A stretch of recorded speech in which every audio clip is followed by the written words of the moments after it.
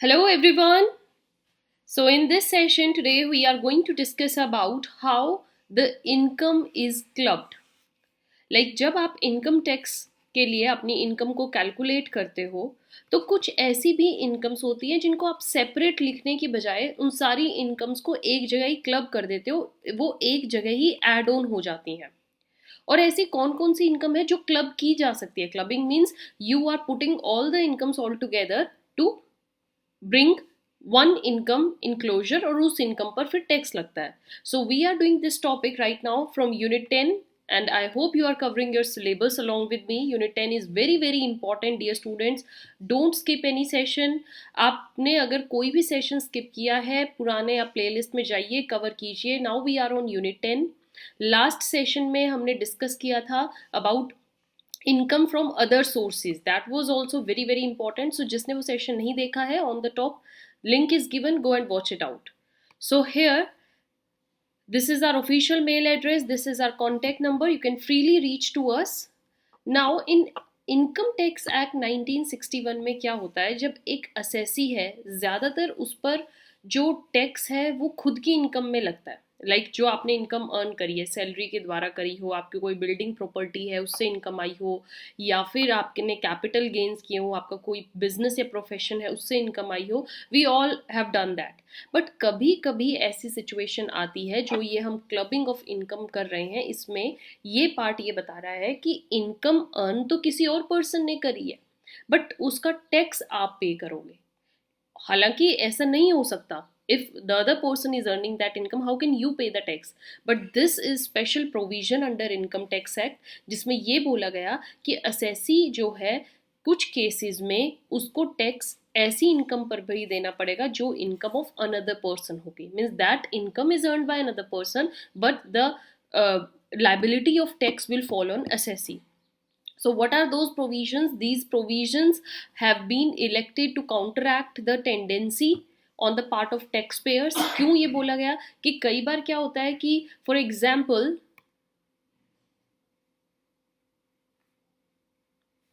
कई बार क्या होता है जो हमारे टैक्स पेयर्स हैं, असेसी, सपोज कीजिए मुझे टैक्स पे करना है और मेरी कुछ इनकम है जिसको मैं नहीं दिखाना चाहती क्योंकि अगर उसको शो किया तो उस पर मुझे बहुत ज़्यादा टैक्स देना पड़ेगा. So just to avoid that tax liability हम क्या करते हैं, उस इनकम को किसी और की इनकम में ट्रांसफ़र कर देते हैं. किसी को गिफ्ट दे दिया, राइट. सो इन चीज़ों से बचने के लिए, to dispose of this property और transfer of the income in such a way कि जो लोग वो टैक्स लाइबिलिटी को रिड्यूस करने के टैंट्रम्स यूज करते हैं, अब वो उन पर एक काबू पाया जाएगा और इनकम चाहे किसी की ने भी अर्न की हो, टैक्स तो आपको ही देना होगा.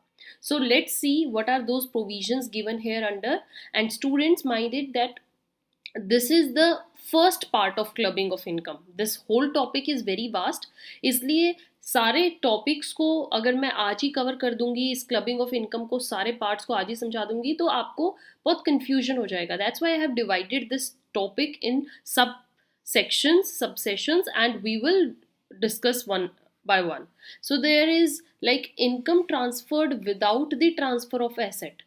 कई बार क्या करते हैं कि आपके नाम प्रॉपर्टी है, ठीक है ना, तो आपने क्या किया, उस प्रॉपर्टी से जो इनकम आ रही है वो किसी और पर्सन के नाम पे दिखा दी. हालांकि एसेट आपका ही है, प्रॉपर्टी ट्रांसफर नहीं करी, बट आपने जस्ट इनकम ट्रांसफर कर दी उस पर्सन को. तो इस केस में क्या होता है, कभी कभार पर्सन जो है they transfer the income occurring on asset. किसी भी एसेट पर आपकी इनकम जो आ रही है वो आप देखा किसी और के खाते में देते हो, बट एसेट आपके नाम पे ही रहता है. You are not transferring the asset. So such income is included in the total income of the transferor. Okay, जिसने ट्रांसफर किया है, सपोज ए है, ए टैक्स लाइबिलिटी से बचने के लिए अपने एसेट की इनकम को बी में शो कर रहा है कि ये बी की इनकम है, बट पता चलता है जो ये एसेट है ये अभी भी ए के नाम ही है. तो चाहे बी ने जो भी अर्न किया हो, वो सारी लाइबिलिटी, सारी इनकम पर जो भी टैक्स होगा वो ए के जिम्मेदारी है, ए को ही पे करना होगा. Understood? Moving ahead, next is income arising from revocable transfer of assets.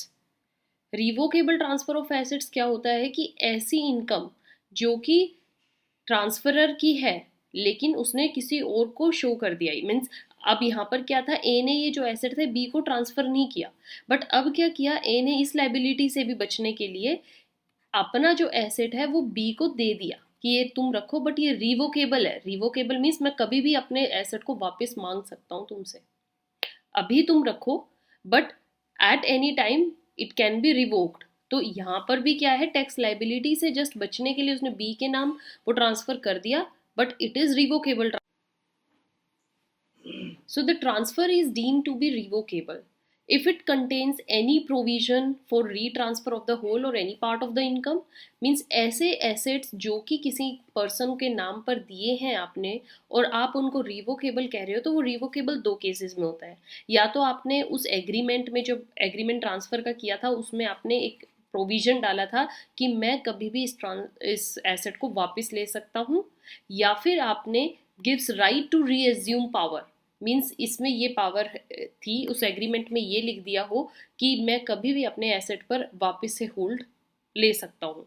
सो इस केसेस में जो ट्रांसफर है वो रिवोकेबल है, और यहाँ पर जो इनकम बी ने अर्न करी है उसका भी ए को ही टैक्स पे करना होगा because you have done a revocable transfer.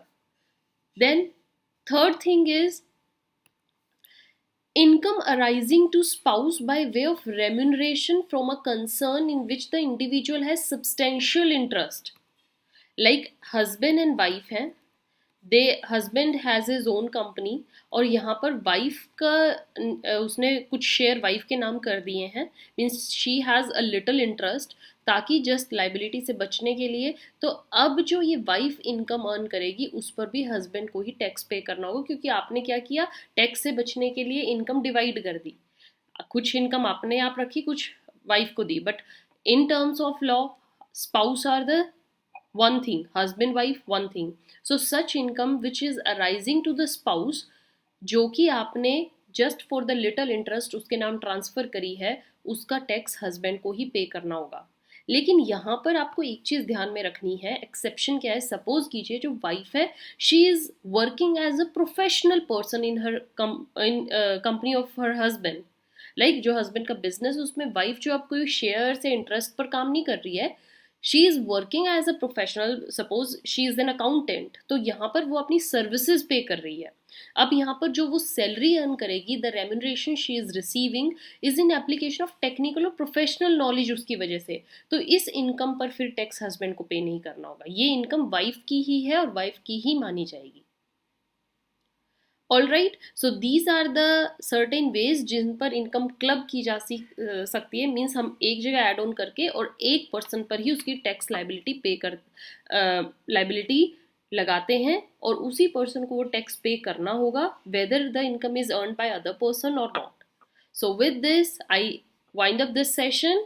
In next session we will meet with second part of this clubbing of income, so stay tuned for that, follow us on these ways and we are there to solve all your doubt। leave comment in the comment section box because we will interact more under that। जो भी आपके doubts हैं, questions हैं, वहाँ पर हम लेंगे, and do subscribe because more you subscribe more motivation we get। thank you।